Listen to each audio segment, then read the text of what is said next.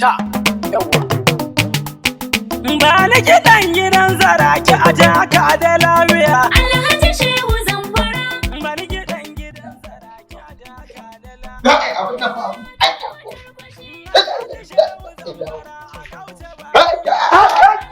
mutumin kwana biyu. Wallahi alhamdulillah. Na za ka je na ganka da uwar jaka haka. Zamfara. Ban gane Zamfara ba. Ai Zamfara ko ba taya. Yawwa abu na ku maganin a kwaɓe mu. To me ake a Zamfara za ka tafi Zamfara? Za a yi naɗin Shehu Zamfara da latin kwatar. Da abin nan ke ta a gidajen radiyon nan. Naɗin da latin kwatar kwashi Shehu Zamfara. Kai! Don haka yanzu Zamfara ko ba taya. Waye kuma Shehu Zamfara? Kai yanzu kana garin Kano baka taɓa zuwa kantin kwari sayayya ba.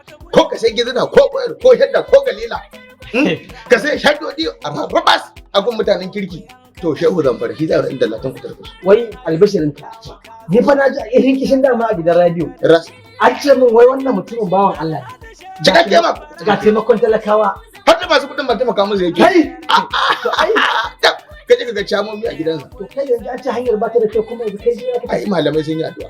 Insha Allah zaman lafiya ya zo kenan. Za sauran sati guda da bikin nan. Zan je ko ban samu mota a Kano layin ba. Zan tafi Zamfara a kafa. Nan da kwana 3 insha Allah zan isa Zamfara. Kai ka san da ke ni ma jikin mai dawa ne mun dan gaji yan dabaru. To abin da Insha Allah ba wata matsala in za ka tafi Zamfara ka zo mu tafi Zamfara. gundumi. Eh? Ai kafa ta kafar ka. Eh? Wallahi. Ka ba ta? Sai Zamfara. Sai Zamfara. Sai Zamfara. Dallatin kudar kwai. Ai mu tafi. Ai Zamfara yau ko ba taya. Alhaji Shehu Zamfara. Dallatin kwatar kwashe. Talakawa muna faɗin ka zama jarumai.